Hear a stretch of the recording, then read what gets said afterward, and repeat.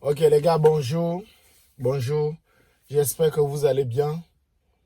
Merci de continuer à vous abonner, à faire grandir la communauté. Massivement, continuez de vous abonner, suivez les vidéos. Comme je vous ai dit, nous allons commencer avec les petites vidéos. Nous n'allons pas faire de live pour l'instant. Nous allons continuer à parler, conseiller, donner des directives à suivre. Et hier, je vous ai parlé de comment faire, ou bien qu'est-ce qu'il faut faire après être sélectionné. Et je disais, quand tu vérifies tes résultats, tu cherches l'adresse de quelqu'un qui est aux États-Unis, une connaissance à toi. Si c'est ta soeur, ton frère ou un parent, je ne sais pas, une connaissance à toi, tu demandes son adresse de façon gentille. Est-ce que tu peux me trouver ton adresse? Je voudrais soumettre la DS 260. J'ai été sélectionné pour la DV. Donc, je voudrais que tu m'aides, tu me trouves une adresse. Si ce n'est pas chez toi ou bien tu as quelqu'un pour que je soumette ma DS le plus tôt possible. Et lorsque tu as soumis la DS, je vous ai dit, on ne dort pas, on ne s'assoit pas. C'est le moment de commencer à économiser, à épargner, à mettre de l'argent de côté parce qu'il y a des surprises. Dans ce processus, il y a des surprises graves. Il y a des surprises. Donc, la première phase, je vous ai dit trouver l'adresse, commencer à économiser.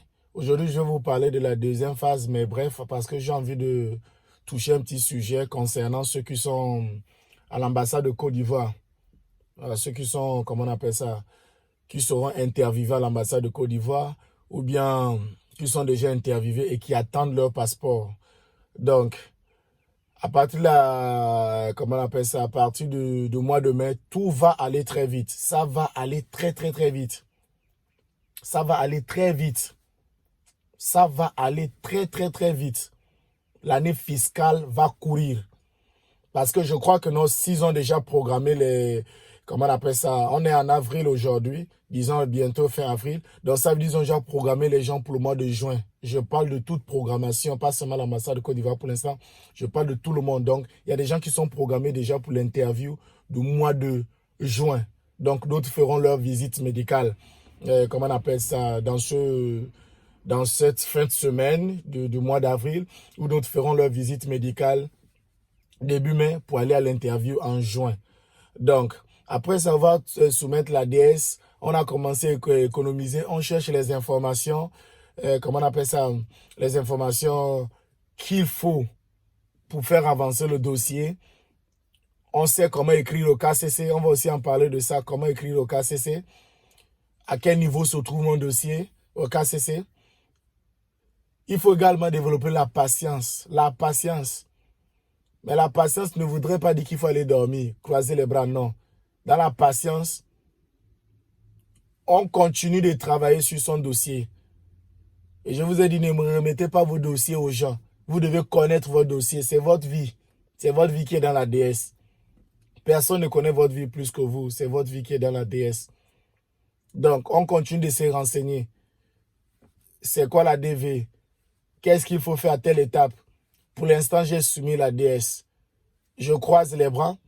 Et vous savez, lorsque vous soumettez la DS, c'est-à-dire à partir du mois de mai, les résultats sortent au mois de mai, cela ne veut pas dire que le KCC va dire traiter votre dossier. Hein? Non.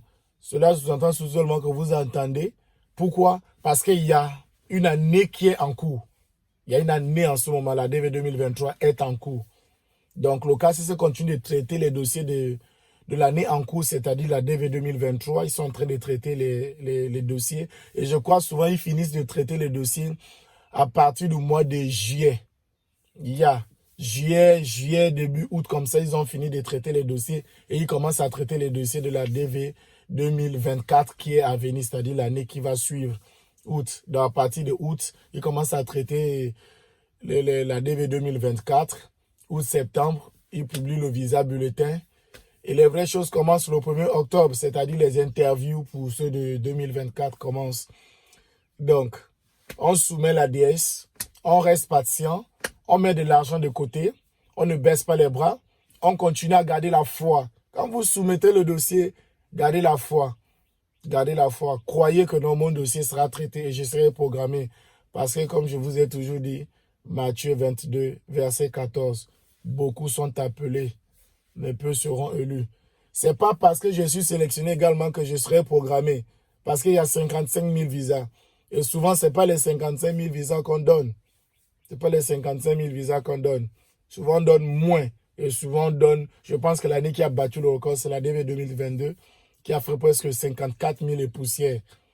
Donc, espérons que la 2023, la DV 2023 bat aussi le record et ils arrivent au moins à 55 000 visas. Espérons, nous espérons que non, la DV 2023 bat le record.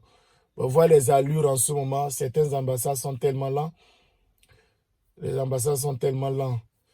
Le cas de l'ambassade du Cameroun, c'est-à-dire Yaoundé. Yaoundé était tellement en feu, ils sont là.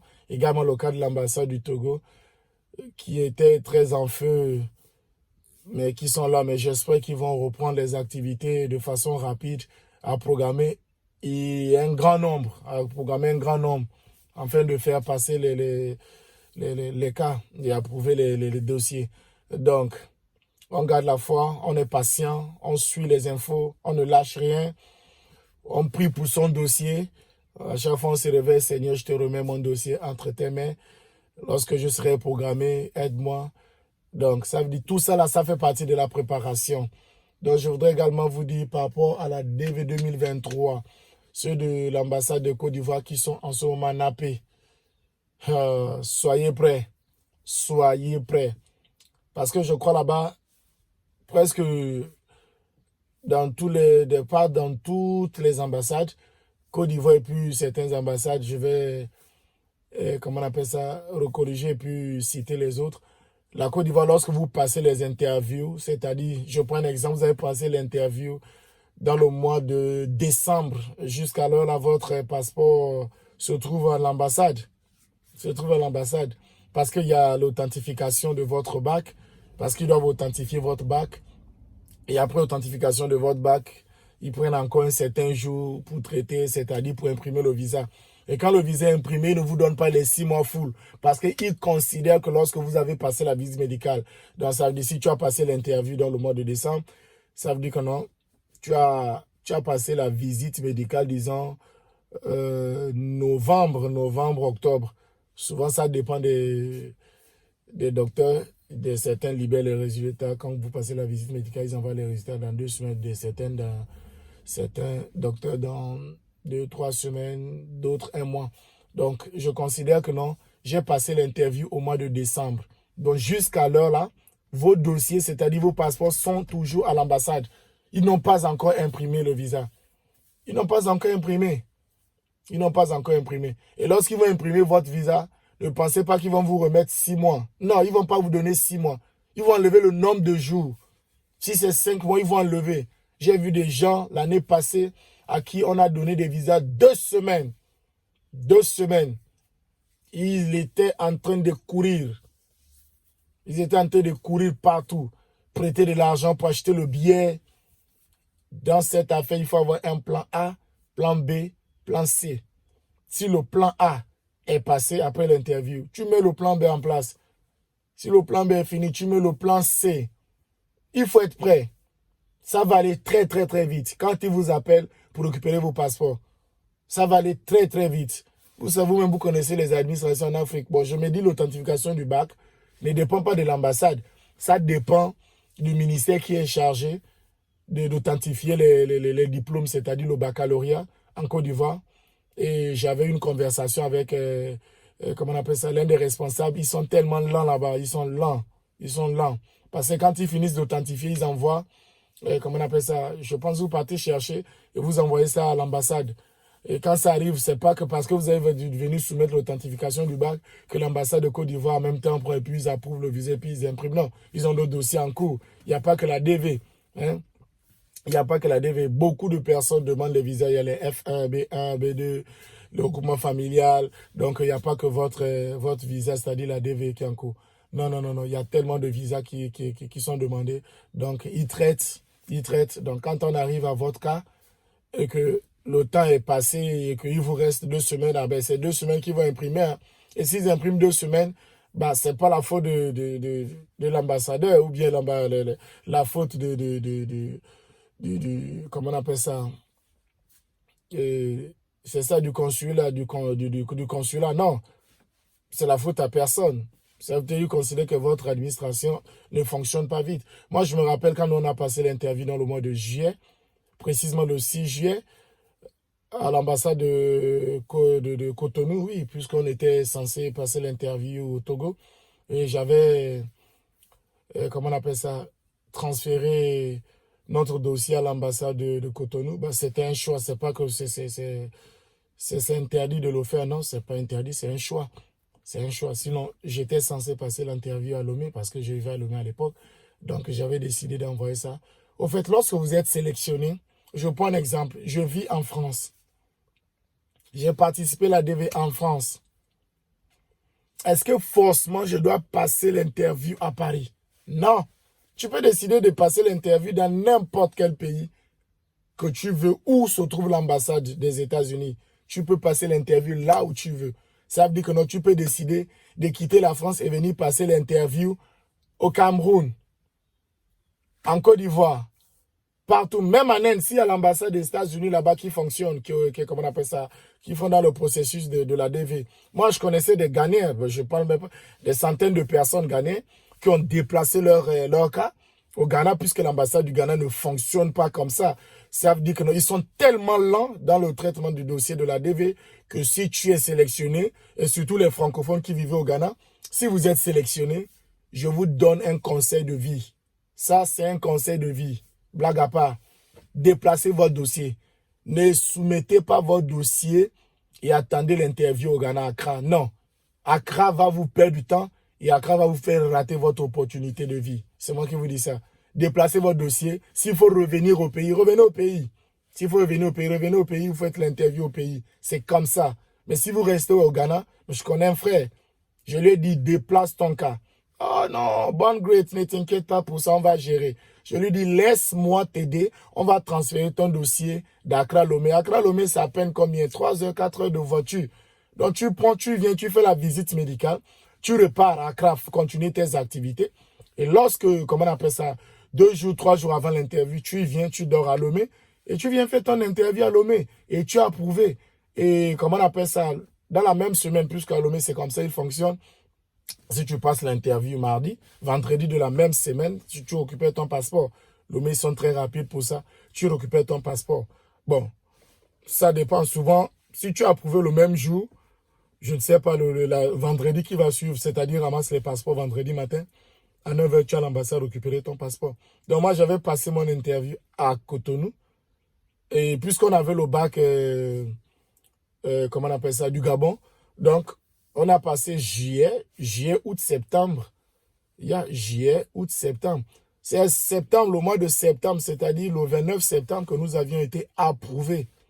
Et lorsque je demandais à l'ambassade, mais comment se fait-il que non, vous nous retardez ainsi? Ils nous ont dit, ben, c'est pas de notre faute, vous avez apporté un diplôme qui n'est pas du Bénin, donc l'authentification ne dépend pas de nous puisque ce n'est pas local pour, de façon appeler ou bien faire des petits déplacements. Et à l'époque aussi, l'ambassade de Libreville était vraiment pas fermée, mais ne fonctionnait pas de façon rapide. C'était tellement lent qu'il faut développer la patience. Souvent, tu as l'impression que non, ça ne va pas passer. Mais ça va passer. Quand c'est du vrai, c'est du vrai. Quand c'est authentique, c'est authentique. Quand c'est authentique, c'est authentique. Ça va passer. L'ambassade ne va pas te tricher. Ils ne vont pas te tricher. Quand c'est le vrai bac, ça va passer. Donc, ceux qui sont en ce moment en AP en Côte d'Ivoire, je vous en supplie, ne dormez pas sur vos oreilles. Parce que ça va aller très vite. Quand ils vont vous appeler, allez prendre vos passeports. Préparez déjà les billets.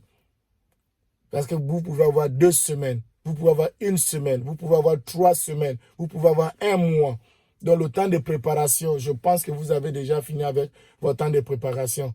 Vous avez déjà fini avec votre temps de préparation. Vous achetez vos billets et vous partez. Parce que si on te donne le visa et que tu restes, si le visa expire, c'est terminé. Tu ne peux plus mettre pied sur le sol américain. Si le visa expire, ça veut dire que non, on t'a donné, le visa expire le 27 avril et que toi, tu quittes, comment on appelle ça, le 27 avril chez toi, si tu arrives ici le 28, le visa il est expiré. Hein. Tu dois arriver ici le 27. Tu dois rentrer dans les États-Unis le 27. Donc, je vous demande, pour tous ceux qui sont, comment on appelle ça, en AP en ce moment, à l'ambassade de Côte d'Ivoire, réveillez-vous, préparez les valises. Parce que quand ils vont vous appeler, ça va aller très vite. Et en ce moment, j'ai une sœur qui est à l'ambassade de Côte d'Ivoire. Il faut être prêt. Il faut être prêt. Là, ça va aller très vite. Ça va aller très vite. Parce qu'ils vont compter le nombre de jours et ils vont déduire de les, comment on appelle ça, dans les 6 mois et vous approuvez le visa. Donc les gars, soyez toujours encouragés. Gardons espoir. Et pour les résultats qui arrivent, on espère que beaucoup seront sélectionnés. Il y a même Jésus qui marchait avec tout le monde n'a pas sélectionné tout le monde. Il a pris à peine 12 personnes pour marcher avec eux. Donc, espérons que vous seriez sélectionnés. Et continuez à vous abonner, ne lâchez rien. Gardez patience, gardez la foi et croyez en vous. Croyez en votre dossier. Vous avez les exigences demandées, c'est-à-dire le bac pour ceux qui ont le bac et pour 2 années d'expérience, c'est-à-dire 2 années d'activité professionnelle dans le domaine requis selon le marché d'emploi américain. Donc, pour ceux qui vont passer l'interview avec leurs 2 ans d'années d'expérience, vraiment, ça c'est un côté qui est très, très, très, très important à parler. C'est l'un des côtés très, très lourds. C'est lourd, c'est lourd. Quand tu passes l'interview avec, comment on appelle ça, l'expérience professionnelle, c'est très lourd. Il faut vraiment, vraiment, vraiment du sérieux. Il faut vraiment, vraiment du sérieux. Parce que ils regardent beaucoup, beaucoup de points là-dessus. Mais avec le bac, c'est tranquille. Quand tu as le bac, tu passes l'interview. Le bac, il est authentifié. Il est authentique. C'est un vrai bac. Et tu as approuvé. Tranquille. Et tu viens faire ta vie. Donc, les gars, ceux de Côte d'Ivoire, soyez prêts. Soyez prêts. Et pour ceux qui ne sont pas encore programmés, soyez prêts. Écrivez au KCC. Demandez à quel niveau se trouve dans le dossier. Écrivez au KCC. Écrivez au KCC. Ne laissez pas le KCC. Il faut les écrire. Ça ne vaut même pas la peine de les appeler parce qu'ils ne vont pas décrocher. Mais il faut les écrire tous les jours. Ah, mon dossier, à quel niveau? À quel niveau? Si le KCC dit que votre dossier est prêt pour être interviewé, là maintenant ça dépend de l'ambassade. Ça dépend de l'ambassade. Ça dépend plus comment on appelle ça, du KCC. Parce que le KCC, lui, fonctionne. Quand il a traité les dossiers, il envoie à l'ambassade que non, j'ai des dossiers qui sont prêts. Maintenant, l'ambassade dit au KCC que non, j'ai besoin de 100 cas. J'ai besoin de 105. J'ai besoin de 20 cas. Donc, si tu es 22e, on ne va pas te prendre. On va prendre les 20 cas que l'ambassade a demandé parce que l'ambassade fonctionne selon son emploi du temps. Combien de personnes il peut interviewer dans le mois. Donc, c'est comme ça que ça fonctionne. Donc, soyez prêts, les gars. Et du courage, ne lâchez pas, croyez en vous, soutenez la chaîne et posez toutes les questions, continuez à envoyer les emails, je vais répondre. J'aurai un jour spécial pour ça, je vais répondre. Je vais répondre à toutes vos questions et à vos préoccupations. Ok. Je voudrais également parler à un frère qui m'a posé la question, mais tu conduis déjà, je vais faire la vidéo là-dessus. C'est pas difficile d'avoir son permis de conduire. C'est pas difficile. Donc, on va faire la vidéo là-dessus. Du courage, les gars. Je vous aime. Abonnez-vous massivement. Et nous sommes toujours ensemble. Nous sommes dans le début, donc il n'y a pas les génériques, il n'y a pas les histoires là. On lance d'abord petit à petit. L'oiseau fait son nid. Ok, les gars. Ok, bye bye. Et que Dieu soit toujours avec vous et qu'il accomplisse vos projets.